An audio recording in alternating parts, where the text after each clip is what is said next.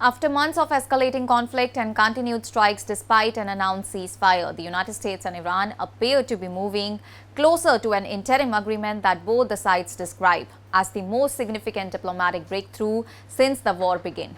Iranian Foreign Minister Abbas Araghchi has said that the two countries have never been closer to a deal, a sentiment that is echoed by US President Donald Trump, raising expectations that a framework understanding could be finalized within days. Reports also suggest that Geneva is being considered as a possible venue for the signing ceremony, which could take place as early as Sunday with high-level participation expected, including US Vice President J.D. Vance and Iranian Parliament Speaker Mohammad Baqir Ghalibaf.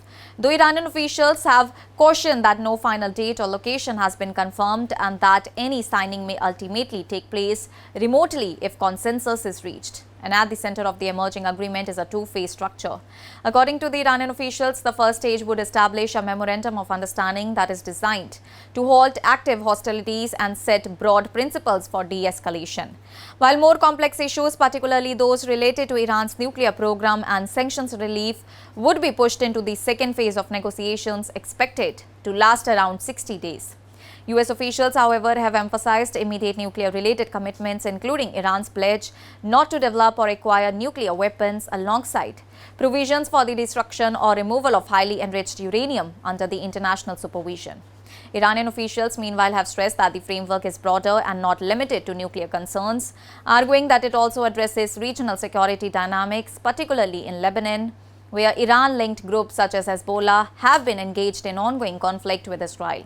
And one of the most sensitive elements of the draft deal involves maritime security in the Strait of Hormuz, a vital global shipping route that is responsible for roughly one-fifth of the world's oil transit. The war has disrupted normal traffic through the waterway, and under the proposed arrangement, both the sides are expected to support the reopening of the strait to regular commercial activity. US officials have also indicated that restrictions and military pressures would be lifted while insisting on free passage without additional tolls for shipping. Iranian officials, however, have made clear that any arrangement would reflect Iran's sovereignty and involve a new framework for maritime governance rather than a return to the pre-war status quo. Tehran has also signaled its willingness to help ensure safe passage for the vessels, while emphasizing that respect for Iranian territorial rights would be a core condition of any agreement. Economic provisions are also central to the negotiations, particularly the issue of frozen Iranian assets held abroad.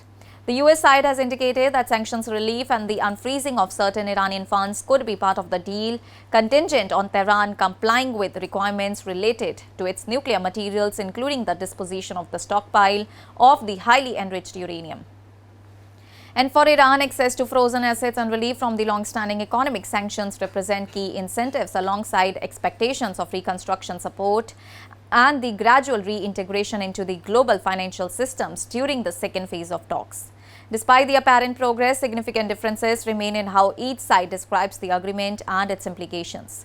While Washington has framed the draft as a pathway to preventing nuclear escalation and stabilizing global energy routes, Tehran has placed greater emphasis on sovereignty, non-interference, and regional issues such as the conflict in Lebanon.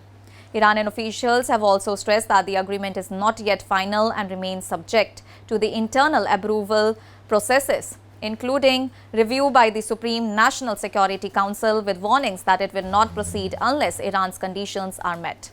Even as optimism grows, uncertainty continues to surround the timeline, format, and the durability of any potential deal. Both the sides have acknowledged that the current framework is fragile and that implementation would require sustained compliance and trust-building measures over the coming months. And for now, the prospect of an interim agreement has raised hopes of de-escalation in a conflict that has already disrupted global energy markets, strained supply chains, and heightened tensions across the Middle East. But the officials on both the sides continue to caution that the outcome is not yet guaranteed. That's all for now. Stay tuned to the Savera for more updates. Do like, comment, and subscribe to the channel.